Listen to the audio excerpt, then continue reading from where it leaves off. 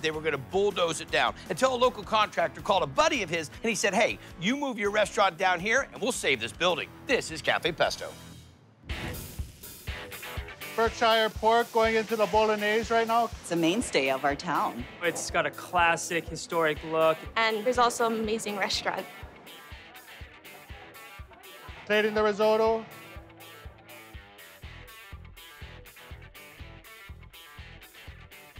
I started Cafe Pesto in the South Kohala Coast. Okay. Back in '88. This building was condemned, and my friend said he'd remodel it if I would move the restaurant here.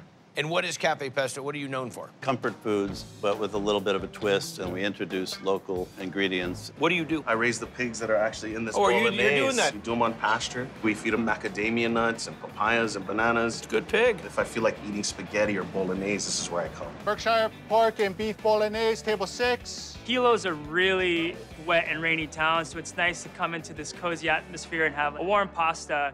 Right now, we're gonna work on our Italian sausage. It's gonna go on our Bolognese pasta. This is that Berkshire grass-fed pork. We got our dried onions, minced garlic, fennel, just a little salt and pepper.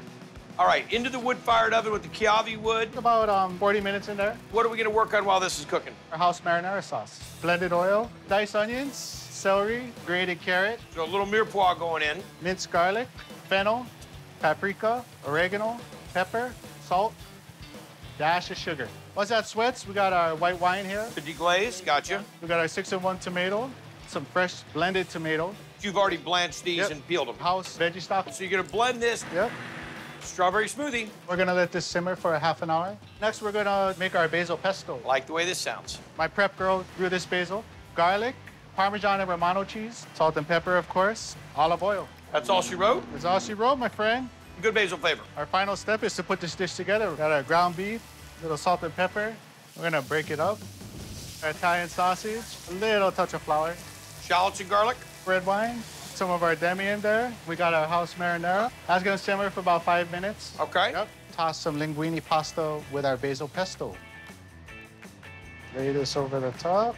Fresh basil, tomato, goat cheese, Parmesan cheese. It's a very simple dish, but the key to it is you've got two really distinct flavors. The meat sauce sits on the outside of it, so you can grab the meat sauce when you want it. Nice, big, rustic sauce, and I do really like the pork, and I like the fennel in the pork. And then you get this herbaceous pesto. I think one of my favorite things about the dish is the goat Parmesan and the basil from your prep girl.